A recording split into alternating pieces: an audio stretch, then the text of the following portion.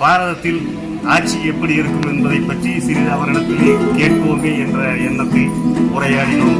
அப்பொழுது மீண்டும் பாரத தேசத்தில் பாரதிய ஜனதா கட்சி நரேந்திர மோடி அவர்கள் தலைமையிலேதான் ஆட்சி அமையும் என்பதை உறுதிப்படுத்த அவனுடைய சில அசைவுகளை வைத்து அவன் சொல்வதை கணித்தோம். அது நடந்து கொண்டு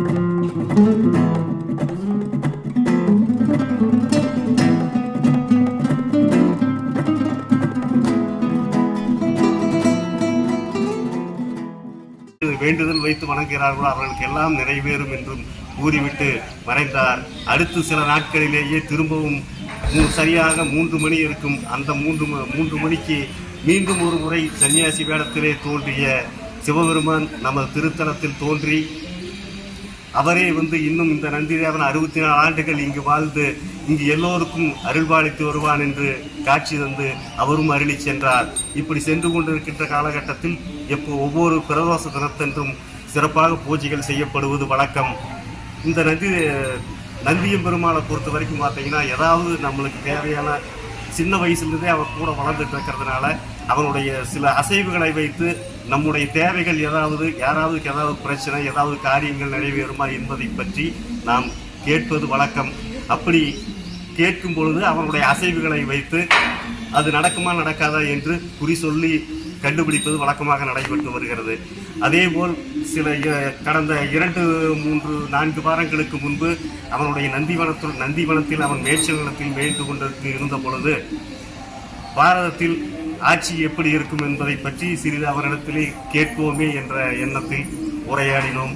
அப்பொழுது மீண்டும் பாரத தேசத்தில் பாரதிய ஜனதா கட்சி நரேந்திர மோடி அவர்கள் தலைமையிலேதான் ஆட்சி அமையும் என்பதை உறுதிப்படுத்த அவனுடைய சில அசைவுகளை வைத்து அவன் சொல்வதை கணித்தோம்.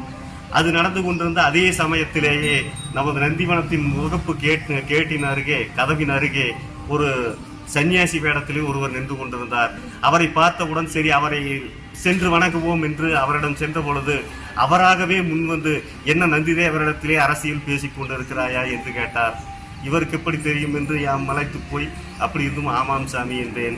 அதில் என்ன சந்தேகம், இந்த பாரத தேசத்தின் பிரதமராக மீண்டும் நரேந்திர மோடியே வருவார் என்றும், நரேந்திர மோடி ஏற்கனவே முன்பிறவியில் சிவகணங்களாக வாழ்ந்தவர், அவர் சிவத்துண்டு செய்வதற்காகவே இங்கு மீண்டும் மனிதனாக பிறந்திருக்கிறார், ஆகவே அவரே தான் திரும்பவும் வரப்போகிறார், எந்த கவலையும் வேண்டாம் என்று அவர் கூறியதோடு மட்டுமில்லாமல் அதற்குரிய காரணங்களாக காசியிலே அகத்தியம் பெருமானால் அருளப்பட்ட காசி விஸ்வநாதர் திருவாலயத்தை சீரமைத்தது, நமது பெருமை பொருந்திய பாரத தேசத்தின் நாடாளுமன்றத்திலே நந்தியின் உருவம் பொறிக்கப்பட்ட செங்கோலை நிலைநிறுத்தியது, அது மட்டும் இல்லாமல் இந்த உலகமே வியக்கும் வண்ணம் சந்திராயன் 3 என்ற செயற்கைக்கோளை நிலைநிறுத்தி அதற்கு சிவசக்தி என்று பெயரிட்டு அழைத்தார்.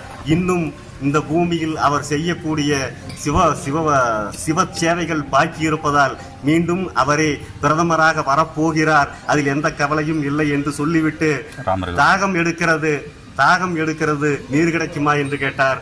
அப்பொழுது நான் அறையில் நீரை எடுத்து செல்வதற்குள் மறைந்து விட்டார். அப்பொழுதும் நாம் நினைத்தது, அந்த சிவனடியார் ரூபத்தில் வந்ததும் சிவனே என்பதை அறிந்து கொண்டோம். ஆகவே நமது பாரத பிரதமராக திரும்பவும் நரேந்திர மோடி அவர்கள் பிரதமராக அமர்ந்து இன்னும் சிவச்சேவைகளை தொடர்ந்து செய்ய எல்லாம் வல்ல ஈசனான இறைவனுடைய திருவடிகளை வேண்டி விரும்பி அவனுடைய பாதங்களை பணிந்து கேட்டுக்கொள்கிறோம்.